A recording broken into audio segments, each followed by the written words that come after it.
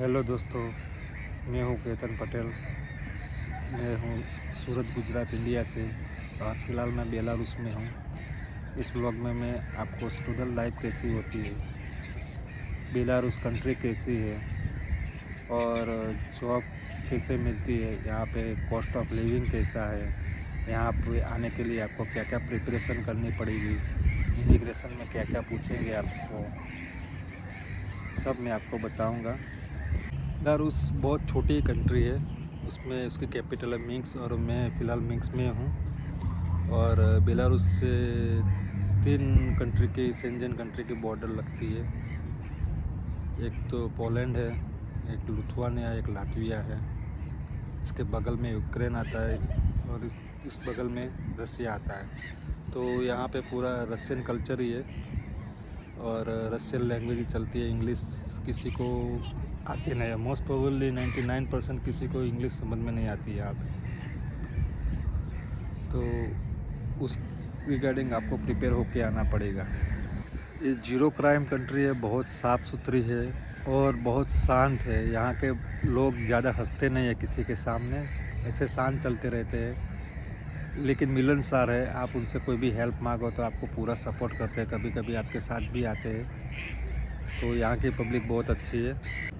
और यहाँ का ट्रांसपोर्टेशन की बात करो तो ट्रांसपोर्टेशन भी बहुत इजी है। यहाँ पे कॉस्ट ऑफ लिविंग तो बहुत कम है। यहाँ पे खाना बहुत सस्ता है, रहने का भी बहुत सस्ता है, ट्रांसपोर्टेशन भी एकदम स्मूथ है। यहाँ पे आपको रहने का तकरीबन 4,000 तक, 350 से 4,000 तक रहने का हो जाएगा और खाने का भी बहुत सस्ता है यहाँ पे। तो कॉस्ट ऑफ लिविंग यहाँ पे बहुत कम है। यहाँ पे अर्निंग कम होती है लेकिन कॉस्ट ऑफ लिविंग कम होती है, इसीलिए हमारी बचत भी ज़्यादा होती है। जो हम खर्चा करके आते हैं वो तो आराम से आसानी से निकल जाएगा, लेकिन आपको धैर्य रखना है, कोई नेगेटिव बात में नहीं आना है। कुछ ना कुछ मिल ही जाता है यहाँ पे। यहाँ पे आओगे तो आपने जितना खर्चा किया हो तो 1 साल में निकल जाएगा, उससे भी ज़्यादा आप अर्न कर पाओगे। और मेन बेनिफिट है कि आपको यहाँ से आगे जाने का चांसेस मिलेगा। शेंजन वीज़ा भी आसानी से मिल सकता है यहाँ से। 3 बॉर्डर लगती है, लातविया, लिथुआनिया और पोलैंड की। तो वो भी होप रहता है हमको, और इतने सस्ते, इतने लो ऑफ कॉस्ट में हमको यूरोप की कंट्री में रहने को मिलेगा। और फ्यूचर आगे क्या करना है तो उसके लिए भी हमको रास्ता मिलेगा कि आगे क्या करना है हमको। वो आप यहाँ पे आओगे तो आपको सब पता चल जाएगा। और उसके लिए गाइड मैंने नीचे नंबर दिया हुआ है मैंने, आप उसमें मुझे कांटेक्ट करके आइए जिसको भी इंटरेस्टेड हो यहाँ पे आना हो।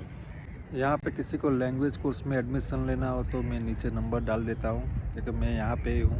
आपको कोई दिक्कत नहीं आएगी। आपको फ़्लाइट से लेके क्या क्या आगे प्रोसीजर होती है इमिग्रेशन में, मैं वो सब बताऊँगा। फ़्लाइट में तो आपको कनेक्टिंग फ़्लाइट ही लेनी है।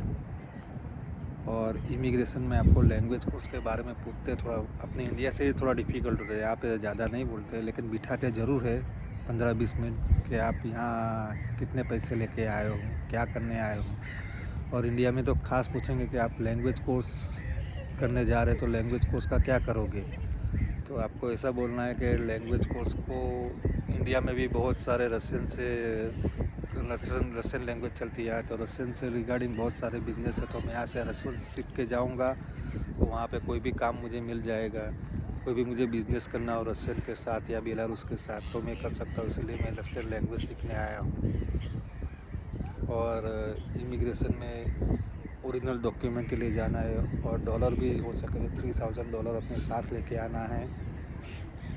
और बेलारूस में आके, बेलारूस इमिग्रेशन इतना टफ नहीं, लेकिन वो भी पूछेंगे आपको कि कौन सी यूनिवर्सिटी में जा रहे हो, यूनिवर्सिटी का नाम, एड्रेस और सब आपको याद रखना है। और डॉलर कितने लेके आए हो वो भी पूछे आपको। वो यहाँ ऐसे नहीं पूछेंगे कि आप लैंग्वेज कोर्स क्यों करने आए हो, ऐसा नहीं पूछेंगे। कितने पैसे लेके आए हो वही पूछेंगे। यहाँ पे रहने का इंतज़ाम पूछेंगे इमिग्रेशन के, कहाँ रहोगे यहाँ जाके, तो बोलना है आपको कि हमको रहने का इंतज़ाम हमारे कॉलेज वाले ही करने वाले हैं। उसका एड्रेस भी प्रॉपर दिया होगा कहाँ पे आपको रहना है, और उसका पे भी यहाँ आके ही करना है कॉलेज की। तो आपने पहले से बुकिंग नहीं कि हमारा यहाँ पे सिस्टम होता है कि कॉलेज वाले ही हमको करके देते हैं उसका। तो हॉस्टल भी अच्छा है, उसका एटमॉस्फेयर भी अच्छा है, उसमें जिम है, सब कुछ फैसिलिटीज़ है अपनी। यहाँ पे मैं आपको वो भी बताऊँगा कि आपके बैग पैकिंग में क्या क्या करना है, क्या क्या सामान लाना है। और यहाँ पे आओ तो पहले तो अपने खाने के जो इंडियन मसाले होते हैं वो खास लेके आना, बर्तन भी लेके आना क्योंकि यहाँ पे बर्तन भी बहुत महंगे हैं। और गर्म कपड़े भी वहाँ से लेके आना, यहाँ पे भी वो भी मिल जाते हैं ठीक ठाक, लेकिन वहाँ से लेके आओ तो आपको सस्ते पड़ेंगे। बर्तन तो खास लेके आना, क्या क्या यहाँ पे इलेक्ट्रिक होता है तो नॉन स्टिक जो नीचे से फ्लैट हो ऐसे बर्तन सब लाना। जो भी आपको आटा गूंदना हो, जो भी हो उसके बर्तन लेके आना।